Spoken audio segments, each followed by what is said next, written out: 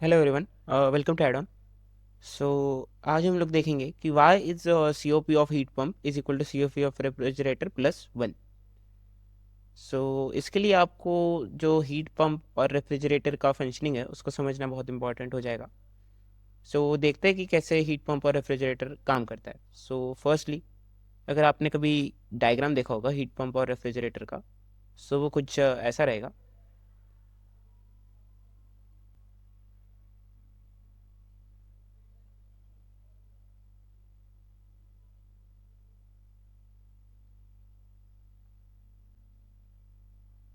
Late us say this is our heat pump और ये हमारा सोर्स हो जाएगा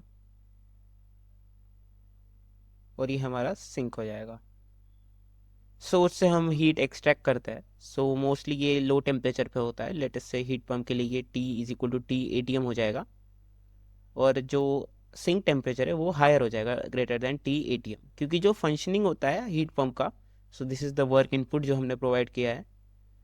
जो फंक्शनिंग होता है हीट पंप का, उसका जो काम होता है वो होता है हीट प्रोवाइड करना। जो हीट रिजेक्टेड है और ये जो हीट लेटेस्ट सप्लाइड है, या Q1 Q2 भी बोल सकते हो आप इसको।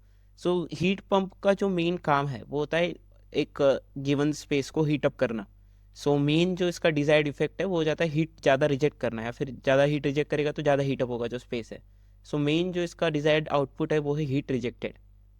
सिमिलर मतलब इसके उल्टा अगर आप रेफ्रिजरेटर का डायग्राम देखोगे, late us say this is refrigerator. यहाँ पे भी वर्क इनपुट हम देते हैं, क्योंकि अगर आप देखोगे तो ये जो है हीट पंप और रेफ्रिजरेटर, ये लो टेम्परेचर से हीट लेके हाई टेम्परेचर पे हीट ट्रांसफर करते हैं, जो कि स्पॉन्टेनियस प्रोसेस नहीं हो सकता है। According to second law of thermodynamics, low temperature से हाई टेम्परेचर पे हीट ट्रांसफर नहीं हो सकता है। This is not a spontaneous process. इसके लिए आपको कोई वर्क इनपुट देना पड़ेगा, जो कि क्लॉजर स्टेटमेंट के हिसाब से आता है, सेकंड लॉ ऑफ थर्मोडायनेमिक्स के हिसाब से।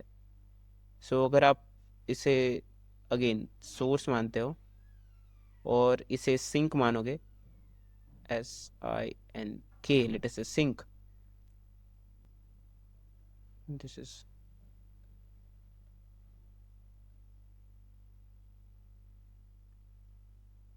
Late us say this is sink.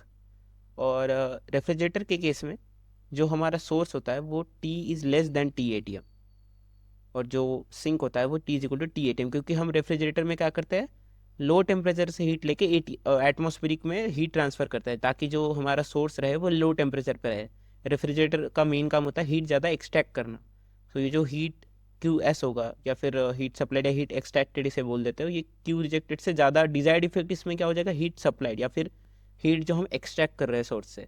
यही मेन फ़र्क है हीट पंप और रेफ्रिजरेटर में, कि जो हीट पंप का डिजायर्ड इफेक्ट है वो हीट रिजेक्टेड है, और जो रेफ्रिजरेटर का डिजायर्ड इफेक्ट है वो है हीट एक्सट्रैक्ट कितना कर पा रहा है, क्योंकि हमें जो हमारा सोर्स है उसे लेस टेम्परेचर पर रखना है, उसे हम ठंडा करना चाह रहे हैं। हमें ज़्यादा हीट एक्सट्रैक्ट करनी पड़ेगी वहाँ से। अगर आपको ये समझ में आ गया है तो आपके लिए बहुत ईजी हो जाएगा कि why COP of heat pump is equal to COP of refrigerator plus one. COP अगर आपको पता है, it is nothing but desired effect divided by heat input या वर्क इनपुट, आप जो भी बोल लो। डिजायर्ड इफेक्ट जो हमारा होगा वो लेटेस्ट से COP हम हीट पंप का निकालना चाह रहे हैं। हीट पंप के केस में हमने जैसा सीखा कि डिजायर्ड इफेक्ट है हमारा हीट कितना रिजेक्ट कर पा रहा है। It is nothing but heat rejected divided by work input. Work input को आप ऐसे भी लिख सकते हो according to first law of thermodynamics, QR will nothing but work input plus QS। अगर आप इस पूरे साइकिल को देखोगे, यहाँ से ही दो हीट आ रही है और दोनों का एडिशन होके QR बन जा रहा है। That is why first law of thermodynamics से हम बोल सकते हैं कि QR is nothing but work input plus QS। Work input की जगह हम लिखेंगे QR माइनस QS।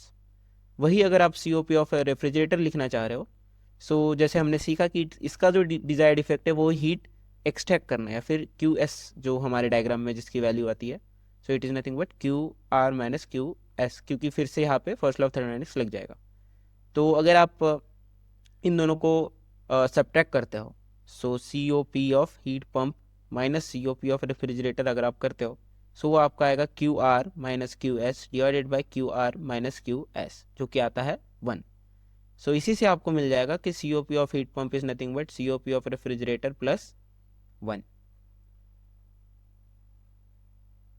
या this is how you can prove this. Thank you.